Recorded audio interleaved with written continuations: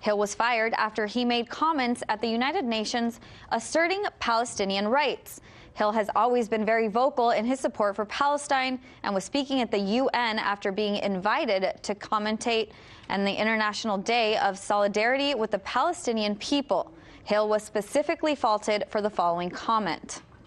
Local action and international action that will give us what justice requires. And that is a free Palestine from the river to the sea. Thank you for your time. The saying, quote, "from the river to the sea, Palestine will be free," is a popular rallying cry of Palestinian solidarity activists, calling for freedom for all Palestinians from the river, referring to the Jordan River, and the sea, the Mediterranean Sea. Supporters of Israel interpreted that Hill was using coded language to hide his desire to destroy the lobby documentary shows scenes from from a pro-Israel conference where a group of Israeli diplomats are essentially boasting about having recruited former civil rights leaders and established Black activists as proxies to denounce Black Lives Matter as anti-Semitic. This was right after the Movement for Black Lives had introduced its platform supporting BDS, denouncing Israel as an apartheid state, and accusing it of committing genocide against the Palestinian people. So there's a big priority for the not just the Israel lobby, but the Israeli government to undermine Black Lives Matter.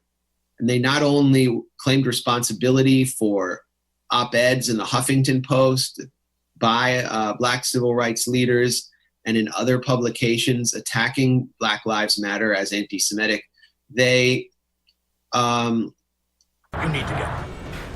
Do you know what my worst nightmare is? I'm actually not kidding. It's a photo of Dion and I together. And we're just like clearly identifiable. And they're like, oh, we're these like traitors who sold out to the Jewish conspiracy for money. I'm like, we did. We cost $50,000 plus benefits.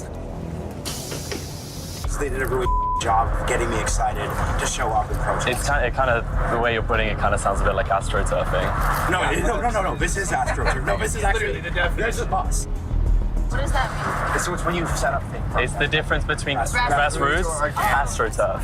You're taking corporate money and you're manufacturing the image of a grassroots movement with corporate money by basically paying people to appear as activists. It's not that astroturfing is wrong. It's just that like your astroturf has to be like committed. If you do happen to speak with any reporters, just stay on message. And what is that message? SJP is a hate group. BDS is a hate movement.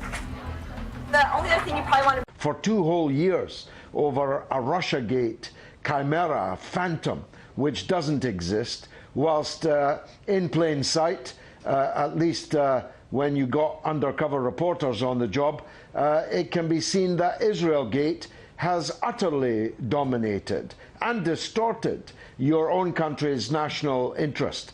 The first edition of the lobby, of course, took place here. The penetration of the British political system is, if anything, even more serious. And tell us exactly what the impact of the lobby's release was in the UK.